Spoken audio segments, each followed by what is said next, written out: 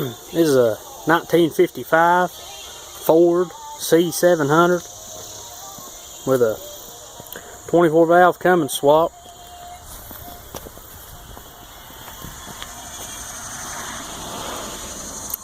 I bought it originally with a 292 V8, what I believed was a 292 V8. I believe somebody had swapped it in.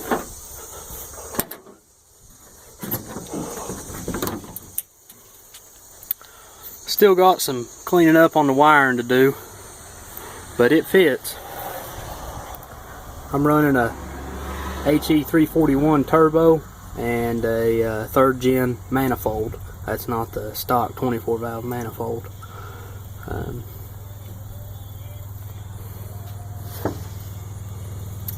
Running a Wilson 1-wire alternator, a vacuum pump off of a 2005 or 2003 Ford Power Stroke, I believe.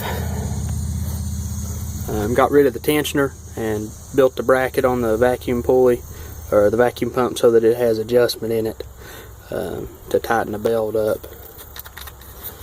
And yeah, it's good and tight. Water pump, and it goes down to the crank. That's about it. Running an electric fan setup. Manual fan probably would have fit, but I didn't have it, so I figured why go with it. The radiator is out of a 92 or 89 Dodge D250 with the biggest gas engine they made.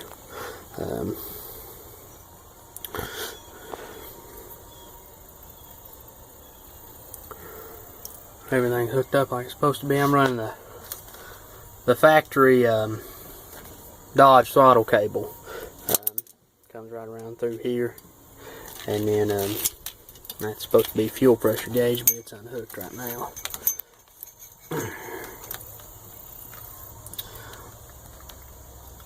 And it comes up to a bracket that I built right back here, and then shortened up the factory Ford linkage.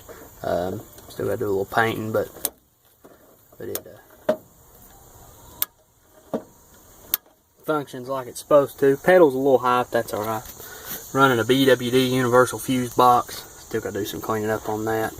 And actually mounted the clutch master cylinder in the firewall like it's supposed to be. Built me a battery box, mounted it under the hood.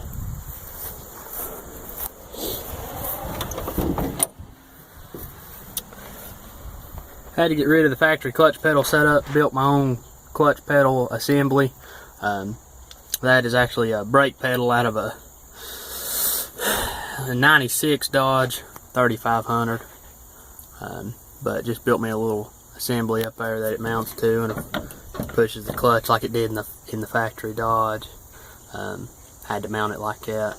I couldn't quite come up with a good solution that I like to use the factory Ford pedal. Still doing some testing, but my shifter's built. It's bent, but it's there. High-low switch ain't hooked up yet. Didn't take up too much room in the cab. Had to cut the floor probably, I don't know, 3 or 4 inches. Not too much. Had to cut the cross member out. I'm gonna still weld it back in. But it fit right in there. And gotta do some modification to the doghouse. That's the reason it's not back on yet. But we'll fire it up here.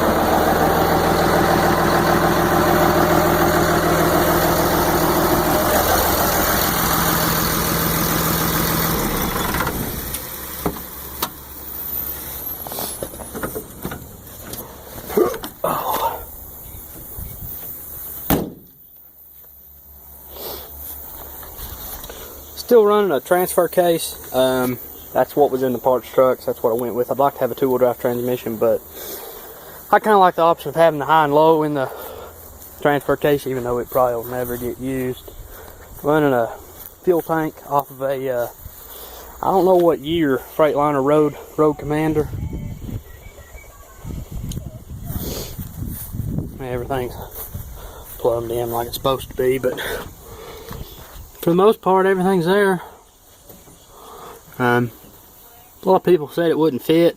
Didn't think it'd fit, and I really wasn't positive it'd fit, but after some measurements, she squeezed right in there just like I wanted her to. My original plan, I'd always told myself I'd put the engine down as low as I had to keep from cutting the floor as much as possible. There's plenty of room underneath the front end and the oil pan. That's about how much travel the Dodge would have, but this front end don't travel that much. Didn't have to beef suspension or nothing like that up. This suspension's well overbuilt for what it's got, especially for the V8 it had, but it was well underpowered. Had to do some wiring. Kept the original PCM because I'm going to run a OBD2 port so I can run a programmer on the 24 valve. But there's a few hot wires to make it run, but nothing major. Everything's fused, and everything's good and safe and ready to go. But that's it for the most part.